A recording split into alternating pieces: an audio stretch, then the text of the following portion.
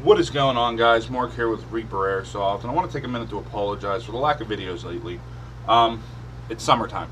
It's nice out finally. We're actually able to enjoy the weather, and where we're from up in Erie, Pennsylvania, the weather is pretty crappy 3/4 of the year.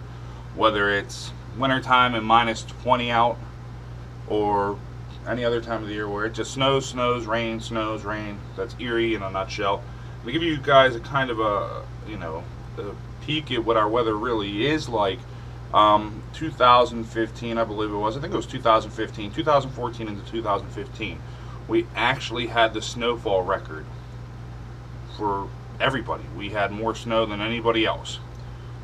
So you're talking 6-7 foot drifts, and this is the same year that Buffalo was paying people to shovel out the Buffalo Bills Stadium because they had so much snow.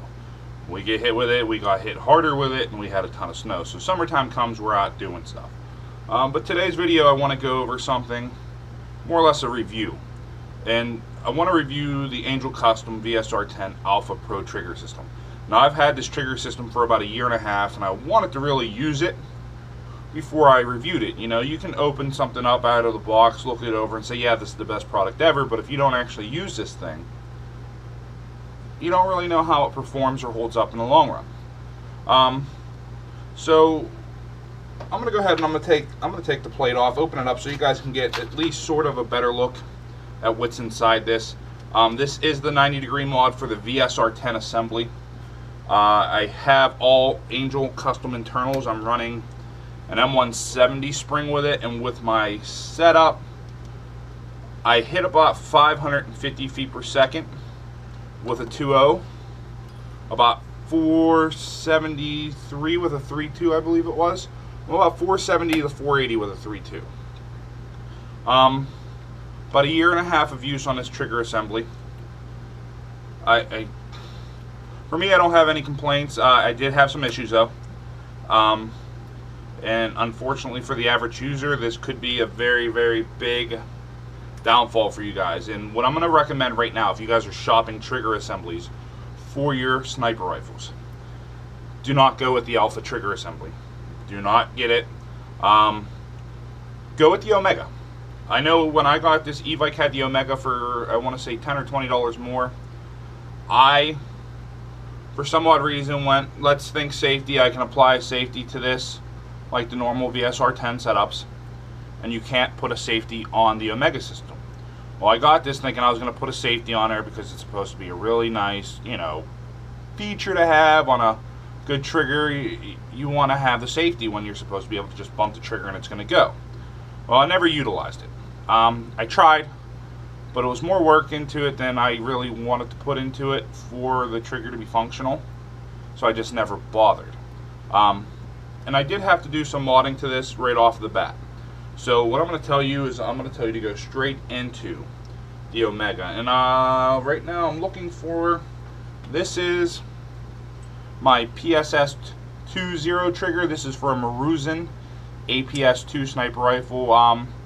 It's pretty close to the L96 APS-2 mods. I think the only thing different is I think the block, I think it's the front block here so far that I can see, is the screw hole mounting is off a little bit.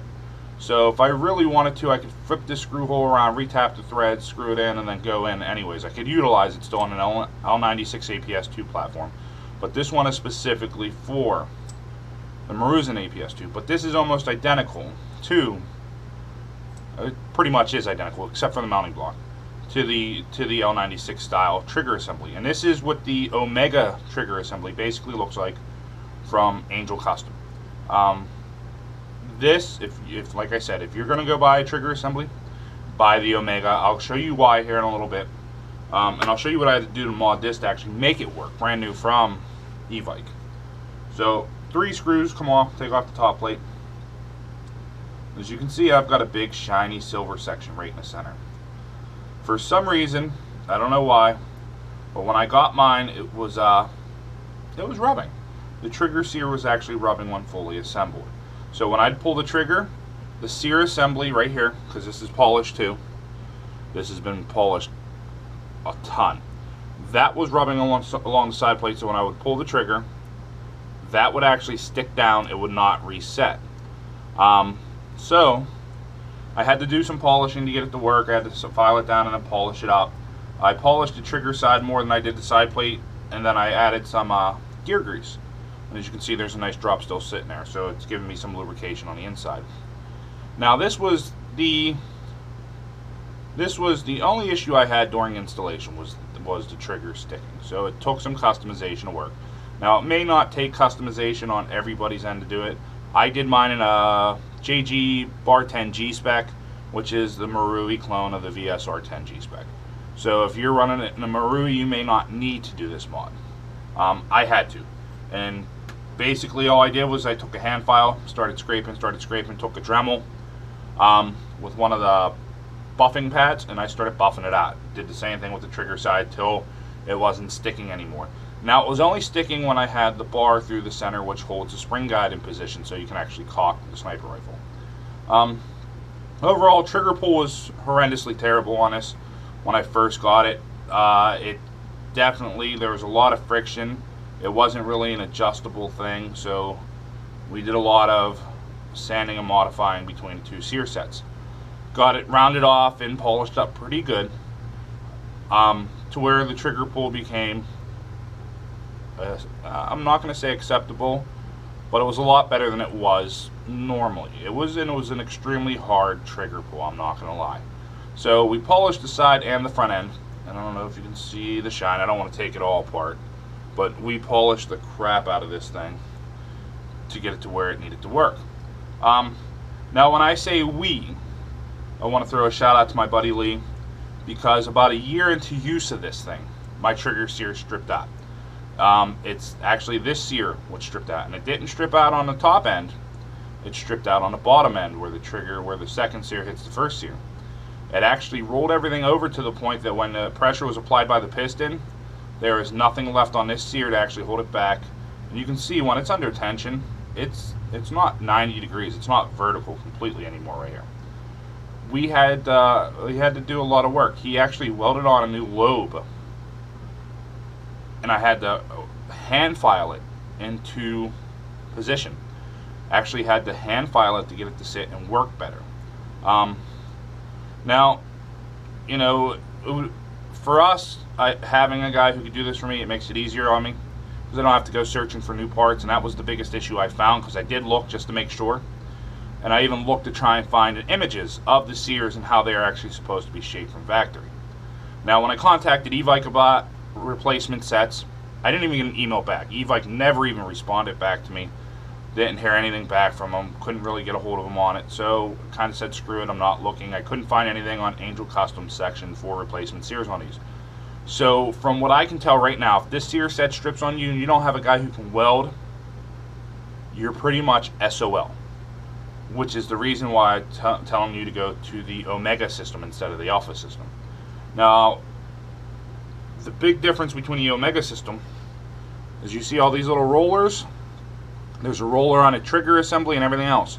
So when you get pressure on a sear and you pull the trigger, there's no metal to metal rub. It's all rollers. So it's like a frictionless system, to where this is a friction-based system. So this assembly should not wear out. The only thing that may wear on you is the trigger sear, and you can see on this one, it's rounded out a little bit. I don't know if you guys can really see that. Let me see if I can get it better on the camera. I apologize if you can't see it, but it is rounded. There is a rounded out section from the 90-degree piston. Now, from what I can tell, the way it's rounded is it coming back. When it pushes back is where it's rounding it out. It's not rounded from the forward release. And the reason I can say it's not rounded from the forward release is because all the metal from the wear is pushed onto this side, onto the catch side of the trigger. It's actually being pushed over. So I've had to file this flush a couple times just to kind of get rid of that lip. And there's still a little bit of a lip there from that assembly. But that in itself, I don't see these wearing down too bad on top. Mine didn't wear down on the top, and I've like a year and a half of use, and this is religious use. This isn't maybe 5 rounds a weekend. This is a couple hundred rounds every weekend for a year, if not more than that. We've put a lot of time into sighting it in, dialing it in. I've done hop-up mods, so we put a lot of time into getting it running right. So for me, the biggest complaint is the lack of replacement parts. Now overall, it's a good trigger system. I'm not going to lie, it's held up better than I thought it would. Cleaning and maintenance is definitely key. You don't want to let a bunch of stuff build up in there and get all dirty and everything else. So overall, happy with the purchase, but I've had the fortunate luck to have somebody be able to help me with manufacturing and customizing pieces that I need to make it work properly. Some of the other things to keep in mind, like I said, when you're doing these, I was running M170 spring, 90-degree sear set, you know, pushing about 550 with my long barrel setup. It's definitely stressful on any sniper rifle system. I've tried the 45-degree sear sets and that hardened sear sets. SHS is hardened sear sets for the replacement. Actually, I got one right here. VSR-10 basic body, SHS hardened first and second sear. I didn't like it. I still had slipping, even with new sears. So wasn't too big of a fan of the 45s. That's why I went to the 90. The 90 holds up so much better. I wish they were all 90 like the APS-2 models. But overall, you know, it's done me justice. I've got a year of use out of it. But hindsight, $20 more, I would have went with the Omega, and that's what I'm suggesting you guys do. Unfortunately, whether it's through Angel Custom or any of the other high-end brands that Angel Custom knocked off to replicate what they're doing, go with the Omega system if you can afford the budget.